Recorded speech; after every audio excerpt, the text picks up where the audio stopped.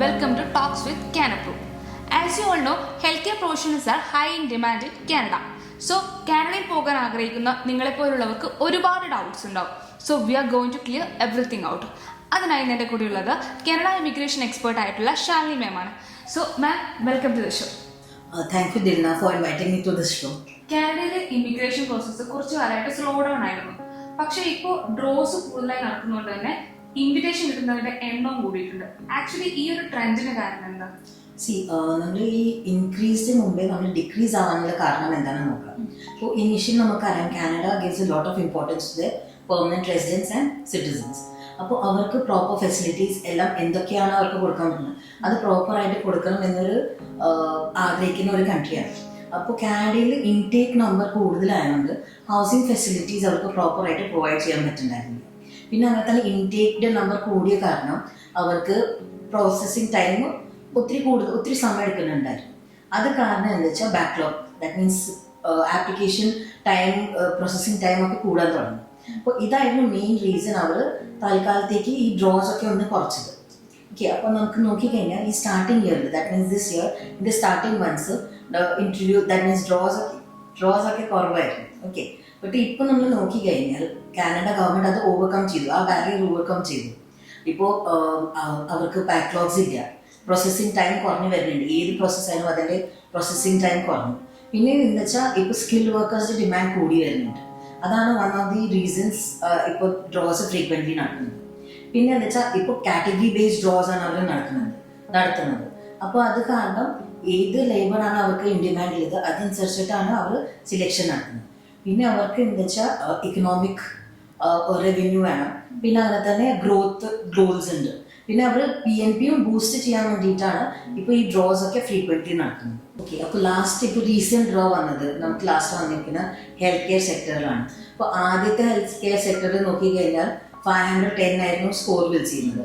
പക്ഷേ ഇപ്പോൾ റീസെൻറ്റ് വന്ന draw, that means last week വന്ന ഡ്രോ 475 സ്കോറാണ് വിളിച്ചിരിക്കുന്നത്. അപ്പോൾ ഈ വർഷത്തെ അത് ഏറ്റവും കുറവ് സ്കോറാണ്. അത് തന്നെ കണ്ടാൽ നമുക്ക് മനസ്സിലാക്കാം എത്ര കൂടുതൽ ഇമ്പോർട്ടൻ്റ് ആണ് അവർക്ക് ഹെൽത്ത് കാറ്റഗറിയിലെ ഡ്രോസ്. ഈ കാറ്റഗറി ബേസ്ഡ് ഡ്രോസ് എന്ന് പറഞ്ഞല്ലോ, ആക്ച്വലി എന്താണ് ഈ കാറ്റഗറി ബേസ്ഡ് ഡ്രോസ്? അതുപോലെ why health care is important to them? Okay, category based draws പറഞ്ഞു കഴിഞ്ഞാൽ ടിൽ ഐ തിങ്ക് 2023 അവർ that means IRCC use to hold draw based on CRS, comprehensive ranking system. Okay, അതിൻ്റെ ബേസിസിലാണ് draws നടത്തിയിരുന്നത്. അപ്പോൾ ഏറ്റവും highest score ആർക്ക് കിട്ടുന്നത്, that means അവർ വിളിക്കുമ്പോൾ ഒരു സ്കോർ പറയും, ആ റേഞ്ചിലേക്ക് അതിനെക്കാട്ടും കൂടുതൽ സ്കോർ കിട്ടുന്ന അനുസരിച്ചിട്ടായിരുന്നു സെലക്ഷൻ കിട്ടിയിരുന്നത്. പക്ഷെ അതിൽ ഏത് NOC, that means it was A general draw, ഏതെങ്കിലും സ്പെസിഫിക് NOC ഇല്ലെങ്കിൽ ലേബർ ഷോർട്ടേജ് നോക്കിയിട്ടായിരുന്നു. പക്ഷേ ഇപ്പോൾ എന്താ വെച്ചാൽ ഈ കൊറോണ ഒക്കെ വന്നു കഴിഞ്ഞപ്പോൾ ഹെൽത്ത് സെക്ടറിലും ഒക്കെ അവർക്ക് ലേബർ ഷോർട്ടേജ് വരാൻ തുടങ്ങിയപ്പോൾ ആണ് കാനഡ ഈ കാറ്റഗറി ബേസ്ഡ് ഡ്രോ ഇൻട്രൊഡ്യൂസ് ചെയ്യുന്നത്. അപ്പോൾ ഈ കാറ്റഗറി ബേസ്ഡ് ഡ്രോ പറഞ്ഞു കഴിഞ്ഞാൽ ഏത് പ്രൊവിൻസ് അല്ലെങ്കിൽ ഏത് സ്ഥലത്തിലാണ്, ഏത് സെക്ടറിലാണ് അവർക്ക് ലേബർ ഷോർട്ടേജ് വരുന്നത് ആ ബേസിസിലാണ് അവർ സിലെക്ഷൻ നടത്തുന്നത്. അപ്പോൾ അതിൻ്റെ ബേസിസിൽ ഇപ്പോൾ കറൻ്റ്ലി നമുക്ക് 6 കാറ്റഗറീസ് ഉണ്ട്. അത് ഫസ്റ്റ് കാറ്റഗറി പറഞ്ഞു കഴിഞ്ഞാൽ ഹെൽത്ത് സെക്ടറാണ്. പിന്നെ ഫ്രഞ്ച് സ്പീക്കിംഗ് ലാംഗ്വേജ്, STEM പറഞ്ഞു കഴിഞ്ഞാൽ science, technology, engineering and mathematician's.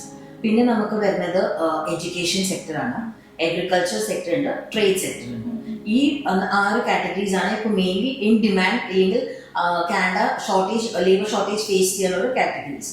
Okay, ഇതിൻ്റെ ബേസിസിലാണ് നമുക്ക് ഇപ്പോൾ സെലക്ഷൻ നടത്തുന്നത്. പിന്നെ why health care is importance പറഞ്ഞു കഴിഞ്ഞാൽ Canada is a developed country. Okay, പക്ഷേ the population over there is very less, കുറവായിരുന്നു. അപ്പോൾ എന്താ വെച്ചാൽ അവിടുത്തെ ആൾക്കാർ ഏജ്ഡ് ആയിക്കൊണ്ടിരിക്കുകയാണ്. അപ്പോൾ അവർക്ക് യങ്ങർ ജനറേഷൻ വേണം. അതിനാണ് ഹെൽത്ത് മീൻസ് അവർക്കിപ്പോൾ ഈ ഏജ്ഡ് പോപ്പുലേഷന് വേണ്ടിയിട്ട് നോക്കാൻ അല്ലെങ്കിൽ ടേക്ക് കെയർ ചെയ്യാൻ വേണ്ടിയിട്ട് ഹെൽത്ത് കെയറുള്ള പീപ്പിൾ വേണം. പിന്നെ corona had affected throughout the country അല്ലെങ്കിൽ ത്രൂ ഔട്ട് ദി യൂണിവേഴ്സ് പറയാൻ പറ്റും നമുക്ക്. കാരണം ഈ കൊറോണയുടെ ഡ്രോബാക്ക് കാരണമാണ് ഇപ്പോൾ കുറേ പേർക്ക് ഹെൽത്ത് ഇഷ്യൂസ് വരുന്നുണ്ട്. അപ്പോൾ അത് ഓവർകം ചെയ്യാൻ വേണ്ടിയിട്ട് ഹെൽത്ത് കെയറിലുള്ള ആൾക്കാർ ഹൈ ഡിമാൻഡിലാണ്. പിന്നെ എന്താ വെച്ചാൽ അവിടെ ഇപ്പോൾ currently that means previously work ചെയ്ത ആൾക്കാരൊക്കെ റിട്ടയർമെൻറ്റ് ഏജ് എത്തി. അപ്പോൾ അവരുടെ പകരം പുതിയ ജനറേഷൻ ഓവർടേക്ക് ചെയ്യേണ്ടത്. അതിന് വേണ്ടിയിട്ടാണ് ഹെൽത്ത് കെയർ സെക്ടറിൽ ഇത്രയും ഹൈ ഡിമാൻഡ് ഉള്ളത്. ഈ ഹെൽത്ത് കെയർ പ്രൊഫഷൻസ് എന്ന് പറയുമ്പോൾ ഏതൊക്കെയാണ് അതിൽ വരുന്നത്? Okay, for healthcare professions, in total we have 37 healthcare occupations in this health care category. Okay, അത് main health care and social വർക്കറും കൂടിയാണ് ഇപ്പോൾ നെയിം ചെയ്തിരിക്കുന്നത്. കാരണം ഈ സോഷ്യൽ വർക്കർ ഇപ്പോൾ റീസെന്റ് ആഡ് ചെയ്തിരിക്കുന്ന ഒരു കാറ്റഗറിയാണ് ദിസ് ഇയർ. പ്രീവിയസ് ഇയേഴ്സിൽ ഉണ്ടായിരുന്നില്ല, ഈ ഇയറിലാണ് അത് ആഡ് ചെയ്തത്. അതില്ലാതെ അതും കൂടി കൂട്ടിയിട്ട് നമുക്ക് മൊത്തത്തിൽ ഒരു 37 കാറ്റഗറീസ് ഉണ്ട്. ആ കാറ്റഗറീസ് മെയിൻ ഇപ്പോൾ എല്ലാം കൂടിയും പറയാൻ പറ്റില്ല, പക്ഷെ മെയിൻ ആയിട്ട് വരുന്നത് നമ്മളുടെ നഴ്സസ്, പിന്നെ licence practical nurses, nurse aids ഉണ്ട്, ഡെന്റിസ്റ്റ് ഉണ്ട്, പിന്നെ ഫിസിയോതെറാപ്പിസ്റ്റ്, സൈക്കോളജിസ്റ്റ് ഉണ്ട്, പിന്നെ ഡയറ്റീഷ്യൻസ് ഉണ്ട്, ഫിസിയോതെറാപ്പിസ്റ്റ് ഉണ്ട്, മസാജ് തെറാപ്പിസ്റ്റ് ഉണ്ട്, അങ്ങനെ n നമ്പേഴ്സ് ഉണ്ട്. പക്ഷെ ഇത് ജസ്റ്റ് മെയിൻ മാത്രം ഞാൻ പറഞ്ഞിട്ടുള്ളൂ. പക്ഷെ അങ്ങനെ 37 NOCs ഉണ്ട് ഇൻ ഡിമാൻഡ് ഉള്ളത്. നമ്മുടെ നാട്ടിലെ ഒട്ടുമിക്ക ഹെൽത്ത് കെയർ പ്രൊഫഷണൽസിന്റെ ആഗ്രഹം പുറത്തു പോയി സെറ്റിൽ ആവണമെന്നാണ്. നമുക്ക് വരുന്ന എൻക്വയറീസ് ആണെങ്കിലും അവർക്ക് ഒരുപാട് ജനറൽ ഡൗട്ട്സ് ഉണ്ട്. അതിൽ മെയിൻ ആണ് എലിജിബിലിറ്റി. അപ്പോൾ ആക്ച്വലി എന്തൊക്കെ ക്രൈറ്റീരിയസ് ആണ് നോക്കേണ്ടവര്? ഓക്കെ, ഇപ്പോൾ ഒരു പ്രൊഫഷൻ ഏറ്റവും ആദ്യം ഒരു ക്ലയൻറ്റ് ആയാലും അവർക്ക് ഏറ്റവും ആദ്യം നോക്കുന്നത് അവരുടെ ഓക്യുപ്പേഷൻ ഏതാണ്. ആ ഓക്യുപ്പേഷൻ കാനഡ കൺട്രിയിൽ ഇൻ ഡിമാൻഡിലുണ്ടോ ഇല്ല. ഫേസ്റ്റ് നമ്മൾ അതാണ്. അങ്ങനെ തന്നെ നമ്മളുടെ NOC code, that means national occupation classification, അവർക്കൊരു കോഡുണ്ട്. ആ കോഡ് ഐഡൻറ്റിഫൈ ചെയ്യണം. പിന്നെ നമ്മൾ നെക്സ്റ്റ് വരുന്നത് നമ്മുടെ എഡ്യൂക്കേഷൻ ക്വാളിഫിക്കേഷൻ. ഇപ്പോൾ നമ്മൾ ഏത് പ്രൊഫഷനാണ് എടുക്കുന്നത് അതിനൊരു മിനിമം എഡ്യൂക്കേഷൻ ക്വാളിഫിക്കേഷൻ റിക്വയർമെൻറ്റ്, അത് മീറ്റ് ചെയ്യേണ്ടോ ഇല്ലേ നോക്കണം. ഇപ്പോൾ നമ്മൾ ഇൻ്റർനാഷണൽ സ്റ്റുഡൻസ് ആണെങ്കിൽ, that means out of Canada ആണ് നമ്മൾ പഠിച്ചിരിക്കുന്നത്, നമുക്ക് എഡ്യൂക്കേഷൻ ക്രെഡൻഷ്യൽ അസസ്മെൻറ്റ് ചെയ്യണം. അപ്പോൾ അത് എഡ്യൂക്കേഷൻ ക്രെഡൻഷ്യൽ അസസ്മെൻറ്റ് പറഞ്ഞാൽ നമ്മളുടെ that means outside Canada education, കാനഡയുടെ ഏത് എഡ്യൂക്കേഷനായിട്ട് ഇക്വലൻ്റ് ഉണ്ട് അത് നോക്കണം. പിന്നെ നമ്മുടെ ലാംഗ്വേജ് പ്രൊഫഷ്യൻസി, നമ്മൾ മിനിമം ലാംഗ്വേജ്, ഇപ്പോൾ ഈച്ച് പ്രൊഫഷൻസിന് അതിൻ്റെതായ റിക്വയർമെൻറ്റ്സ് ഉണ്ട്. അപ്പോൾ ആ റിക്വയർമെൻറ്റ്സ് ഇല്ലെങ്കിൽ ആ ലെവൽ ഏതാണ്, ഏത് ലെവൽ ഓഫ് ലാംഗ്വേജ് പ്രൊഫഷ്യൻസി ഏത് പ്രൊഫഷനും വേണം, അത് നോക്കിയിട്ട് നമ്മൾ അത് മീറ്റ് ചെയ്യണം. പിന്നെ മിനിമം എക്സ്പീരിയൻസ് റിക്വയർമെൻറ്റ്. ഇപ്പോൾ ജനറൽ ആയിട്ട് നോക്കി കഴിഞ്ഞാൽ ഏത് കാറ്റഗറി ആണെങ്കിലും കാനഡയിൽ മൈഗ്രേറ്റ് ചെയ്യാൻ വേണ്ടിയിട്ട് ഏത് കാറ്റഗറിയിലായാലും അവർ മിനിമം എക്സ്പീരിയൻസ് ചോദിക്കുന്നത് 1 year ആണ്. ഓക്കെ, അപ്പോൾ ആ എക്സ്പീരിയൻസ്. പിന്നെ ഇപ്പോൾ നമ്മുടെ occupation, I think most of the health care കാറ്റഗറീസിൽ അണ്ടറിൽ വരുന്ന കുറേയൊക്കെ ഓക്യുപ്പേഷൻസ് റെഗുലേറ്റഡ് ഓക്യുപ്പേഷൻസ്, അത് പറഞ്ഞാൽ ലൈസൻസ് റിക്വയർമെൻറ്റ്. അപ്പോൾ അതിൻ്റെ ലൈസൻസിങ് പ്രോസസ്സ് എന്താണ് അത് അറിഞ്ഞിരിക്കണം, അതാണ് ഏറ്റവും ഇമ്പോർട്ടൻറ്റ്. അപ്പോൾ അവിടെ പോയി കഴിഞ്ഞാൽ നമുക്കത് വളരെ ഹെൽപ്ഫുൾ ആയിരിക്കും. ഇപ്പോൾ പറഞ്ഞത് ഞാൻ ജനറൽ ക്രൈറ്റീരിയാസ് ആണ്. ഓക്കെ, ഇപ്പോൾ ഒരു ഇൻഡിവിജ്വൽ സെലക്ട് ചെയ്യാൻ ഏത് പാത്വേ ആണ്. ഇപ്പോൾ നമുക്ക് കാനഡയ്ക്ക് ഇമിഗ്രേറ്റ് ചെയ്യാൻ വേണ്ടിയിട്ട് ഡിഫറെൻറ്റ് പാത്വേസ് ഉണ്ട്. Like one is express entry, provincial nomination, ഇല്ലെങ്കിൽ AIP പ്രോഗ്രാം ഉണ്ട് ഹെൽത്ത് കെയർസിന് വേണ്ടിയിട്ട്, RCIP പ്രോഗ്രാംസ് ഉണ്ട്. അപ്പോൾ അതിൻ്റെ ബേസിസിൽ നമുക്ക് ചേഞ്ചസ് വരും ഈ റിക്വയർമെൻറ്റ്സ്. ഇപ്പോൾ എക്സ്പ്രസ് എൻട്രി ആണ് പറഞ്ഞു കഴിഞ്ഞാൽ CRS കോഡ്, ദാറ്റ് മീൻസ് നമ്മുടെ കോംപ്രഹെൻസീവ് റാങ്കിങ് സ്കോറിങ്. അപ്പോൾ അത് ചേഞ്ചസ് വരുത്താൻ വേണ്ടിയിട്ട് ഇപ്പോൾ ഒരു ക്ലയൻറ്റിന് നല്ല ഹൈ സ്കോറാണ് വിചാരിച്ചത്, അല്ലെങ്കിൽ ഒരു ഇൻഡിവിജ്വലിന് ലാംഗ്വേജ് പ്രൊഫഷ്യൻസി 877 ഒക്കെ കിട്ടി, അതിൻ്റെ ബേസിസിൽ അവരുടെ CRS കോഡിൽ വ്യത്യാസം വരും. എക്സ്പീരിയൻസ് കൂടുതലാണെങ്കിലും അതിന് വ്യത്യാസം വരും. If they have experience in Canada, അതിൻ്റെ ബേസിസിലൊക്കെ നമ്മൾ ഈ എക്സ്പ്രസ് എൻട്രി CRS കോഡിൽ നമുക്ക് ചേഞ്ചസ് വരാൻ ചാൻസ് ഉണ്ട്. അപ്പോൾ അവർക്ക് ഓപ്പർച്യൂണിറ്റീസും പോസിബിലിറ്റീസും കൂടുതൽ വരാം. ഹെൽത്ത് കെയർ പ്രൊഫഷൻസ് ഒരുപാട് പാത്വേസ് ഉണ്ടെന്ന് പറയും. അപ്പോൾ നമുക്ക് ഒന്നും അറിയാത്ത ഒരുപാട് പേരുണ്ടാവുമല്ലോ, അവർക്ക് അതിനെക്കുറിച്ച് സിമ്പിൾ ആയിട്ട് പറയാം. ഓക്കെ, കുറേ പേർക്ക് ഒരു വിചാരമുണ്ട് ഹെൽത്ത് കെയർ പ്രൊഫഷണൽസിന് ആകെ എക്സ്പ്രസ് എൻട്രി പറഞ്ഞ പാത്വേ മാത്രമേ ഉള്ളൂ. അല്ല, ഹെൽത്ത് കെയർ പ്രൊഫഷണൽസിന് express entry is one of the pathways. അതിൽ കാറ്റഗറി ബേസ്ഡ് ഡ്രോ നടക്കുന്നുണ്ടെന്ന് ഞാൻ പറഞ്ഞു. അത് വൺ ഓഫ് ദി കാറ്റഗറീസ് ആണ് ഹെൽത്ത് കെയർ പ്രൊഫഷണൽസിന് വേണ്ടിയിട്ട്. അപ്പോൾ അവർക്ക് CRS ബേസിലാണ് അവരുടെ ഒരു കുറച്ച് ക്രൈറ്റീരിയാസ് എടുത്തിട്ട് ആ ബേസിസിൽ അവർക്കൊരു കോംപ്രഹെൻസീവ് റാങ്കിങ് കിട്ടും. അതിൻ്റെ ബേസിസിലാണ് സെലക്ഷൻ വരുന്നത്. ഇപ്പോൾ ലാസ്റ്റ് ഡ്രോയിൽ അവർക്ക് മീൻസ് ഈ ഹെൽത്ത് കെയർ സെക്ടറിൽ അവർ വിളിച്ച് CRS പറഞ്ഞിങ്ങനെ 475 വരും. പിന്നെ വേറൊരു പാത്വേ പറഞ്ഞിരിക്കുന്ന പ്രൊവിൻഷ്യൽ നോമിനേഷൻ. ഇപ്പോൾ ഓൾറെഡി നമ്മൾ ഡിസ്കസ് ചെയ്തു എങ്ങനെയാണ് ഈ ഹെൽത്ത് കെയർ പ്രൊഫഷണൽസിന് ഇത്ര ഡിമാൻഡ് വരുന്നത്. അതുപോലെ തന്നെ ഈച്ച് പ്രൊവിൻസിൽ ഈ ഹെൽത്ത് കെയർ പ്രൊഫഷൻ ഭയങ്കര ഹൈ ഡിമാൻഡിലാണ്. അപ്പോൾ അതനുസരിച്ചിട്ട് ഓരോരോ പ്രൊവിൻസും അവരുടെ രീതിയിൽ ഇല്ലെങ്കിൽ ഡിഫറെൻറ്റ് ക്രൈറ്റീരിയ വെച്ചിട്ട് അവർ ഹെൽത്ത് കെയർ പ്രൊഫഷണൽസിന് പ്രൊവിൻസിൽ കൊണ്ടുവരാൻ നോക്കുന്നുണ്ട്. അപ്പോൾ ആ പ്രൊവിൻഷ്യൽ നോമിനേഷൻ പറഞ്ഞു കഴിഞ്ഞാൽ ഒരു പ്രൊവിൻസിന് അവരുടെ ക്രൈറ്റീരിയ ഉണ്ട്. ആ ക്രൈറ്റീരിയയുടെ ബേസിസിൽ അവർ ഹെൽത്ത് കെയർ പ്രൊഫഷണൽസിന് സെലക്ട് ചെയ്യും. എന്നിട്ട് അവരുടെ കുറച്ച് ഡീറ്റെയിൽസ്, ദാറ്റ് മീൻസ് അവരുടെ എക്സ്പീരിയൻസ്, പിന്നെ അവരുടെ എഡ്യൂക്കേഷൻ, അതൊക്കെ വെരിഫൈ ചെയ്തിട്ട് ഇഫ് ദേ ആർ സാറ്റിസ്ഫൈഡ് അവർ 600 points ഈ കാൻഡിഡേറ്റ്സിന് കൊടുക്കുന്നതാണ്. അത് ബേസിസിൽ അവർ പ്രൊവിൻഷ്യൽ നോമിനേഷൻ ത്രൂ സെലക്ഷൻ കിട്ടും. പിന്നെ നെക്സ്റ്റ് പറഞ്ഞത് AIP പ്രോഗ്രാമാണ്, അറ്റ്ലാന്റിക് ഇമിഗ്രേഷൻ പ്രോഗ്രാം. അതിപ്പോൾ ഏറ്റവും ട്രെൻഡിലുള്ള ഒരു പ്രോഗ്രാമാണ്. അത് ബേസിക്കലി കൂടുതൽ നഴ്സസിനെ അട്രാക്ട് ചെയ്യുന്ന ഒരു പ്രോഗ്രാമാണ്.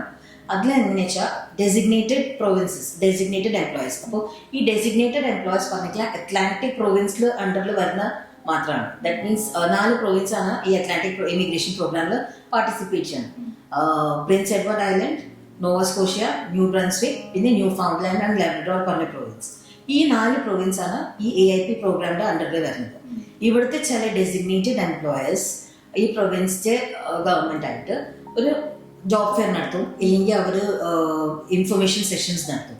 അതിന്റെ ബേസിസ് അവർ കുറച്ച് കാൻഡിഡേറ്റ്സിന് സെലക്ട് ചെയ്യും, എന്നിട്ട് ജോബ് ഓഫർ കൊടുക്കും.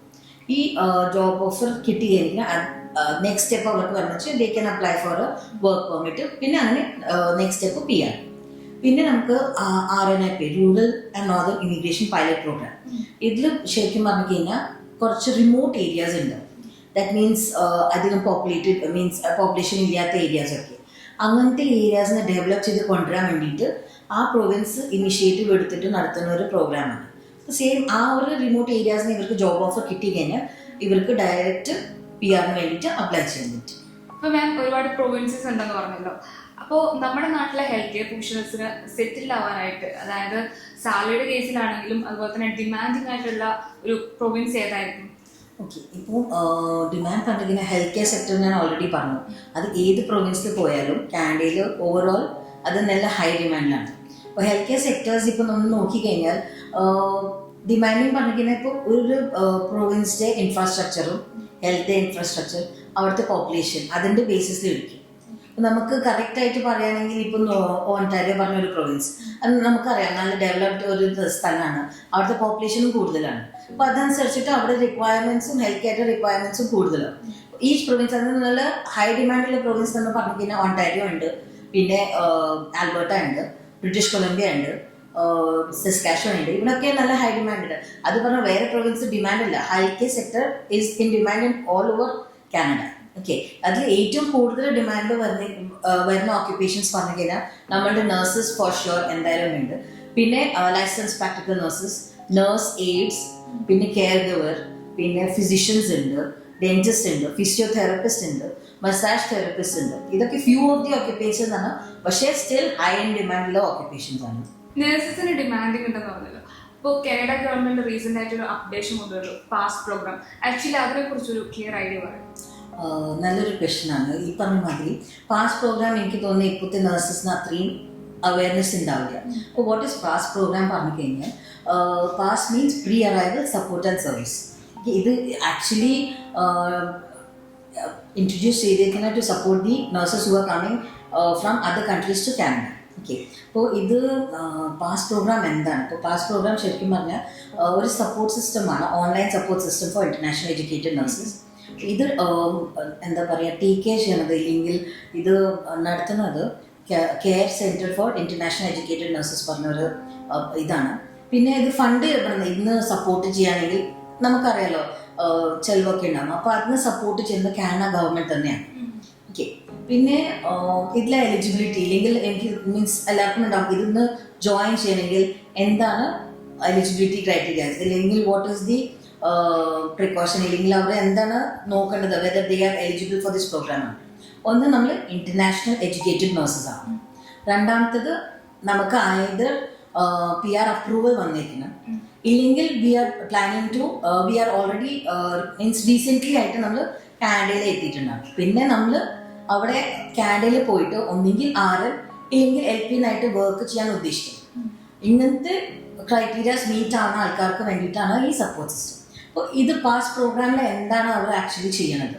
അപ്പോൾ ഈ പാസ് പ്രോഗ്രാമിൽ പറഞ്ഞു കഴിഞ്ഞാൽ they give international students coaching for അവിടുത്തെ സിസ്റ്റം, ദാറ്റ് മീൻസ് അവിടുത്തെ ഹെൽത്ത് കെയർ ഇൻഫ്രാസ്ട്രക്ചർ എങ്ങനെയാണ് കാനഡയിൽ.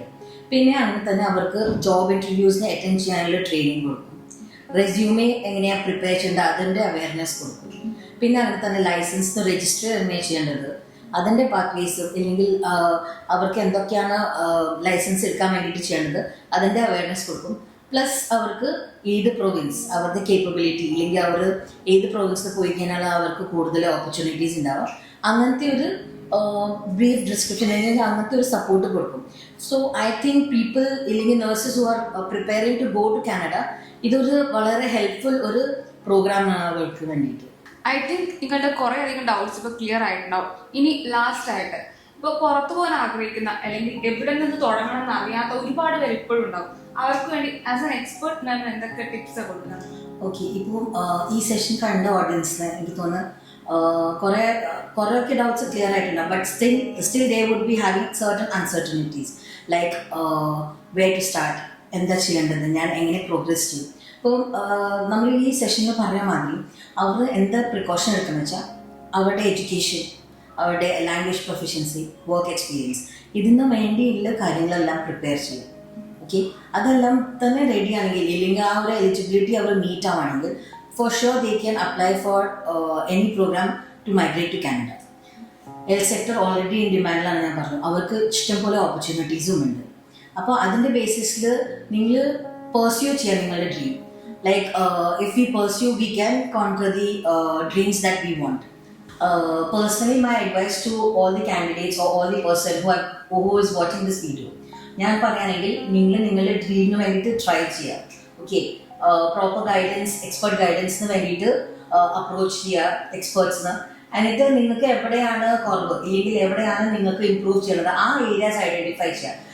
വേറൊരു കാര്യം ഞാൻ പറയാൻ വിചാരിക്കുകയാണെങ്കിൽ യു ഷുഡ് ലേൺ. ഇപ്പോൾ നിങ്ങൾ കാനഡയ്ക്ക് പോകണം, കാനഡ ഏത് province, explore about that province. That will help you to understand the culture over there and to how you can adjust in the new environment. So I think if you have a will to go to Canada, I think pursue your dreams and have the courage to achieve that dream. So ഈ ഒരു സെഷനിൽ നിങ്ങൾക്ക് ഒരുപാട് informations കിട്ടിയെന്ന് വിചാരിക്കുന്നു. ഇനി കൂടുതൽ ഇൻഫർമേഷനും personal ഗൈഡൻസിനുമായി contact കാനപ്രോ. ഇനി മറ്റൊരു എപ്പിസോഡിൽ അടുത്തൊരു ടോപ്പിക്കുമായി കാണാം.